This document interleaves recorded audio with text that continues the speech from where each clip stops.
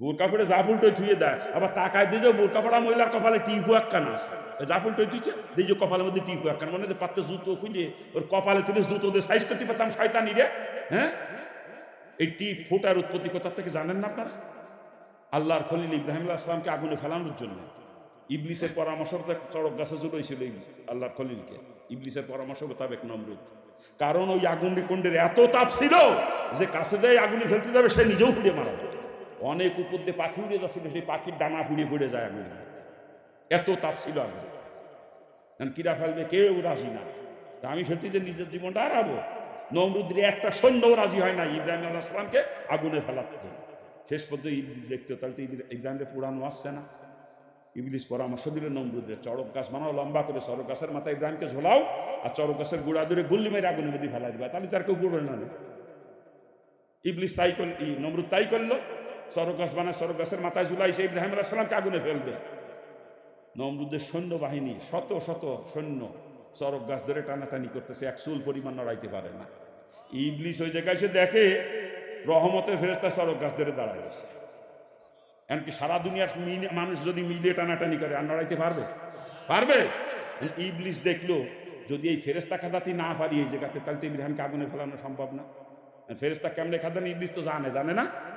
হ্যাঁ, ইবলিস আবার নমরুদকে পরামর্শ দিল, যদি তুমি 40 জন কুমারী যুবতী নিয়ে এখানে বেশ্যাবৃত্তি করাইতে পারো তাহলে ইব্রাহিমকে আগুনে ফেলতে পারবা, না হলে পারবা।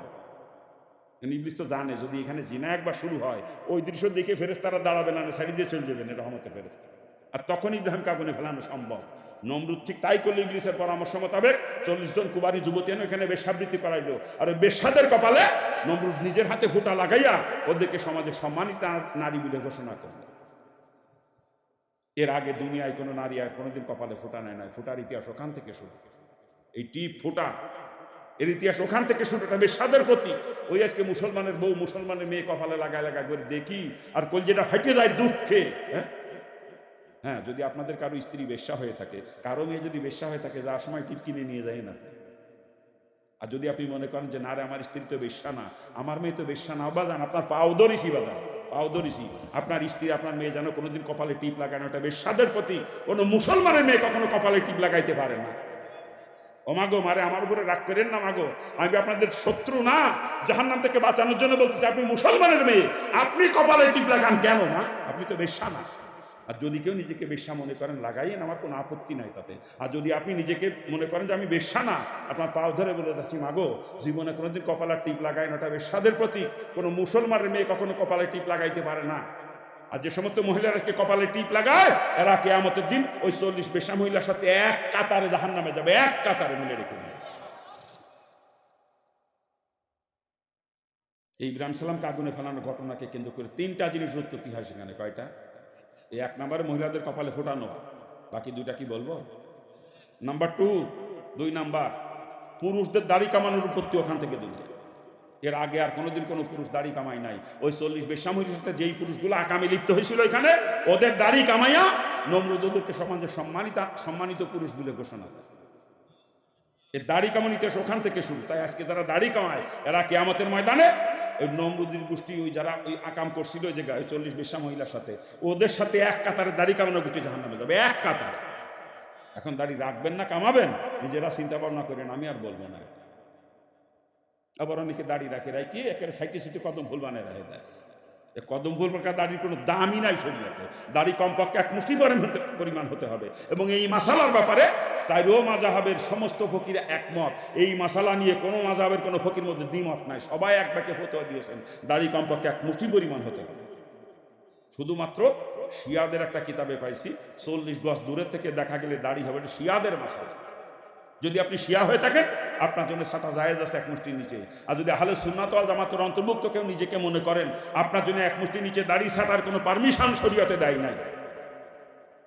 রাখলামই যখন সুন্নাত তরিকা মোতাবেক 1 মুষ্টি পরিমাণ রাখি, কে সাইটে সুইডে কত ভুল বানায় রাখেন, নিজের একটু ভালো দেখা যায় তাই মনে করেন নাকি? হ্যাঁ, দাড়ি কামানো যেরকম হারাম কবিরা গুনাহ, 1 মুষ্টির নিচে দাড়ি ছাটাও সেরকম হারাম কবিরা গুনাহ। এই মাসালার মধ্যে কোনো ফকির মধ্যে কোনো দ্বিমত নাই, সবাই একমত এই মাসালা নিয়ে, সমস্ত ফকিরা একমত। খারাপ লাগতেছে না? খারাপ লাগে বাজে? তাই যে কথা বলতেছিলাম, এই দুটা ওখান থেকে উৎপত্তি। 3 নাম্বার, মেলার আয়োজন দুনিয়াতে ওইখান থেকে শুরু হয়। এর আগে দুনিয়ায় কোনোদিন কোনো মেলার আয়োজন হয় নাই। ওই দিন আল্লাহর খলিলকে ইব্রাহিম ইসলামকে আগুনে ফেলানোর জন্য নমরুদ তার অনুসারীদের আনন্দ ফুর্তি করার জন্য এখানে মেলার আয়োজন করেছিল। ওটাই দুনিয়ার সর্বপ্রথম মেলা, ওখান থেকে মেলার ইতিহাস শুরু। আর সেই দিন ছিল পহেলা বৈশাখ। কোন দিন? আল্লাহর খলিলকে যেদিন আগুনে ফেলেছিল সেই দিন ছিল পহেলা বৈশাখ। ওখান থেকে বৈশাখী মেলা চলে আসতেছে হিন্দুদের ভিতরে। ওটা হিন্দুদের, ওরা নিজেদের ধর্মীয় কাজ মনে করে পয়লা বৈশাখ, বৈশাখী মেলাকে, নমরুদের অনুসারী যারা। কিন্তু আজকে মুসলমানের বাচ্চারা বৈশাখী মেলার আয়োজন করে। আপনার এলাকায় করেন, আমার এলাকায় করে বৈশাখী মেলার আয়োজন মুসলমানের বাচ্চারা। হ্যাঁ, এখানেও করে। কসম খোদার, ওগুলো নমরুদের বংশধর। যারা ইব্রাহিম আলাইহিস সালামের বংশধর, যারা মুসলমান, তারা কখনো পহেলা বৈশাখের এই বৈশাখী মেলার আয়োজন করতে পারে না। এই মুসলমানরা তো পহেলা বৈশাখের দিন কাইন্দে জারে জার হয়ে যাবে যে আজকের দিনে আমার জাতির পিতাকে, ইব্রাহিম সালাম আমাদের জাতির পিতা না? এটা আমার ঘোষণা না, আল্লাহ পাক কোরআনে ঘোষণা দিয়েছেন, মিল্লাত আবিকুম ইব্রাহিম ওয়া সাম্মাকুমুল মুসলিমিন। মুসলমান জাতির পিতা হলো ইব্রাহিম আলাইহিস সালাম। কথা ঠিক কিনা?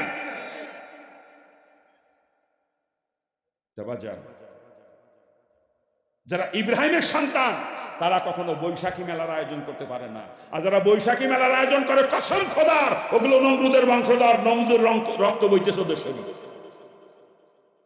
এই 3টার উৎপত্তি ওইখান থেকে। 1 নম্বরে মহিলাদের কপালে ফোঁটা নেওয়া, 2 নম্বরে পুরুষদের দাড়ি কামানো, 3 নম্বরে মেলা। এই 3টার উৎপত্তি ওইখান থেকে দুনিয়া। আজকে যারা মেলার আয়োজন করে দুনিয়াতে, এরা কিয়ামতের দিন নমরুদের সাথে এক কাতারে জাহান্নামে যাবে। আর আমাদের নেতার গোষ্ঠী মেলার প্যান্ডেলেও প্রধান অতিথি, ওয়াজের প্যান্ডেলেও প্রধান অতিথি। ঠিক আছে? আমি আমাদের দেশের অধিকাংশ নেতারা হইলো মাসি মার্কা মুসলমান, মাসি মার্কা।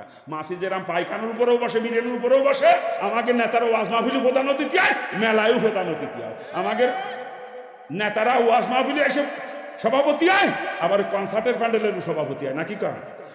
আমাদের দেশের অধিকাংশ নেতারা হইলো মাসি মার্কা মুসলমান, মাসি মার্কা। মাসির মতো স্বভাব, পায়খানায় বসে, বিরিয়ানিতেও বসে। কি কথা ঠিক না বলছি? হ্যাঁ, কি আলোচনা করব? পর্দার আলোচনা করতেছিলাম, নাকি কা? মাগো মা, শুধু বেশি কথা বলতেছি না রে মাগো, খোঁজ খবরই শোনাইতেছি রসুলের পরিষ্কার হাদিস।